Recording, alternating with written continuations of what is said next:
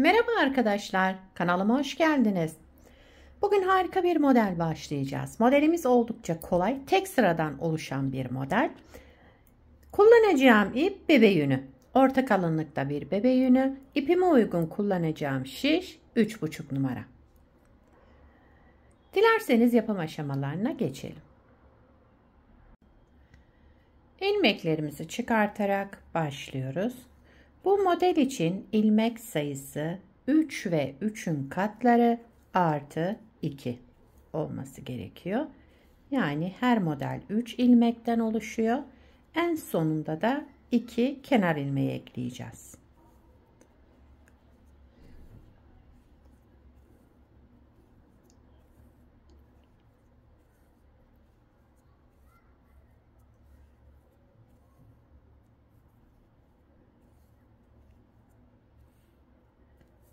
Şöyle hemen sayalım. 3 bir model için, 3 ilmek bir model için şöyle ayarlıyoruz.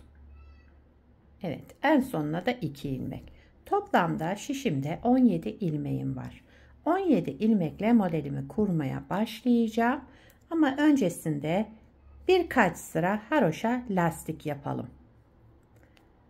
Şöyle bütün ilmeklerimi düz örerek birkaç sıra haroşa lastik yapacağım. Ben haroşalarımı düz örerek yapıyorum. Hem ön yüzünde hem arka yüzünde düz örerek haroşa lastiğimi yapıyorum. Ters örerek de yapabilirsiniz.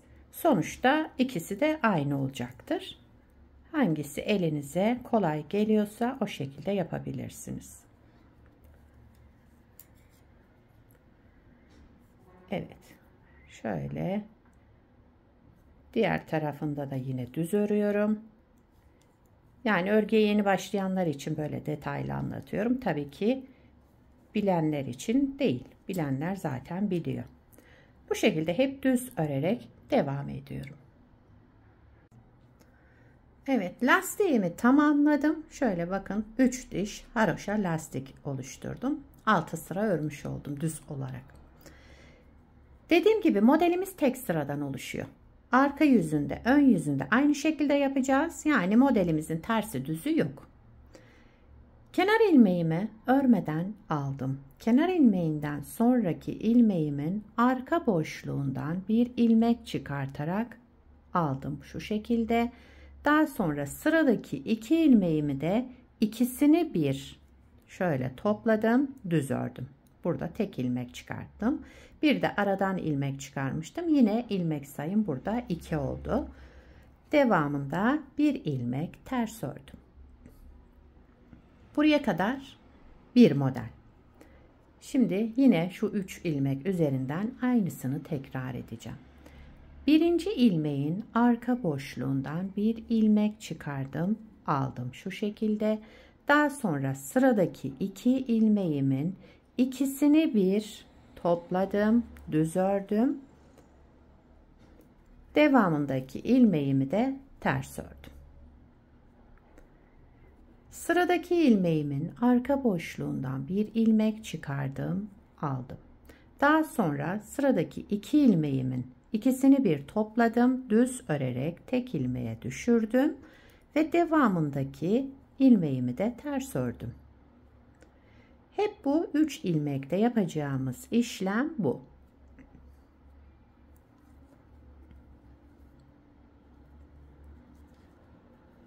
Evet, bakın sıra sonunda 3 tane ilmeğim kaldı. Birinci ilmeğin arka boşluğundan bir ilmek çıkardım, aldım. Daha sonra sıradaki 2 ilmeğimin ikisini bir toplayarak düz ördüm, tek ilmeğe düşürdüm ve devamındaki ilmeğimi de ters ördüm. Daha sonra kenar ilmeğimi düz ördüm. Modeli bir kez kurmuş olduk. Şimdi örgümüzün arka yüzüne geçince yine aynı işlemleri yapacağım. Bakın şöyle üçlü ilmeklerimiz aynı şekilde devam ediyorum. Yani örgümüzün tersi düzü yok. Her iki tarafta aynı olacak. Şöyle 3 ilmeğimiz var. Birinci ilmeğin arka boşluğundan bir ilmek çıkardım, aldım.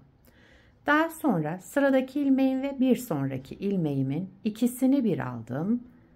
Şöyle düz ördüm, tek ilmek çıkarttım ve diğer ilmeğimi de ters ördüm.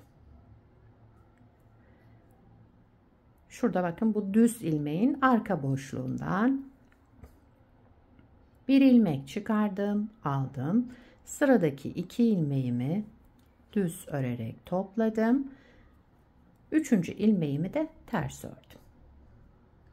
Birinci ilmeğimiz, bakın burada düz ilmeğimiz. Bunun arka boşluğundan bir ilmek çıkartarak alalım. İki ilmeğimizi düz örerek toplayalım, tek ilmeğe düşürelim. Daha sonraki üçüncü ilmeğimizi de ters örelim.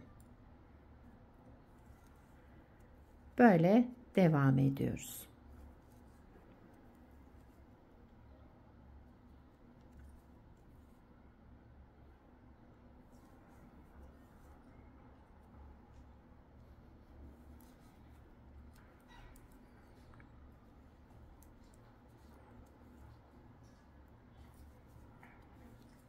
Evet.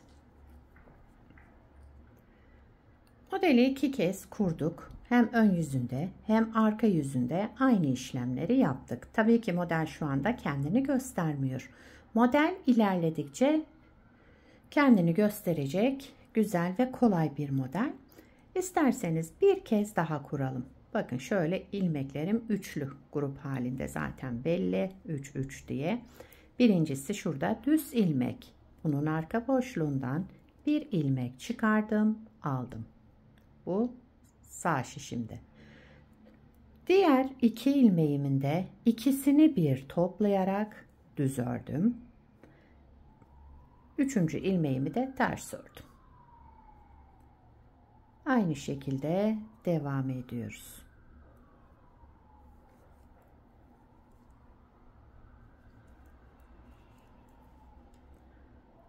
Bu modeli örgüye yeni başlayanlar rahatlıkla yapabilirler. Gayet kolay ve güzel görünen bir model. Umarım siz de beğenir, benimle yaparsınız. Beni buraya kadar izlediyseniz arkadaşlar, bir beğeni yapmayı, kanalıma abone değilseniz abone olmayı ve yorum yapmayı unutmayın. Şimdiden hepinize teşekkür ediyorum. Evet, son 3 ilmeğim kaldı. Düz olan ilmeğimin arka boşluğundan bir ilmek çıkardım. Daha sonra sıradaki iki ilmeğimi düz örerek topladım. Son kalan 3. ilmeğimi de ters ördüm. Daha sonra kenar ilmeğimi düz örerek sıramı tamamladım.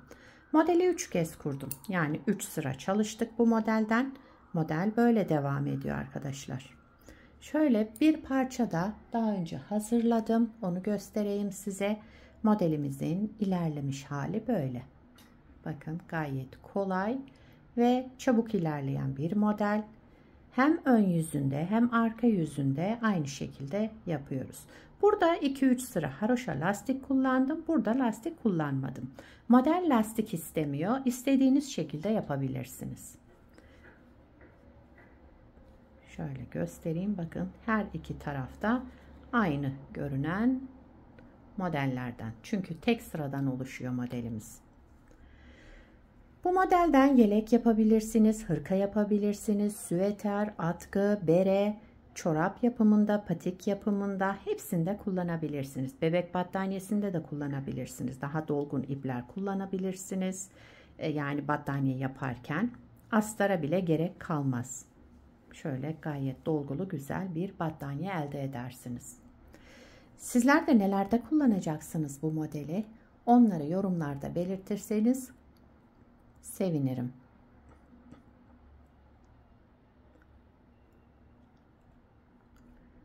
Yapacak olanlara kolay gelsin. Bir sonraki videoda görüşmek üzere. Hoşça kalın.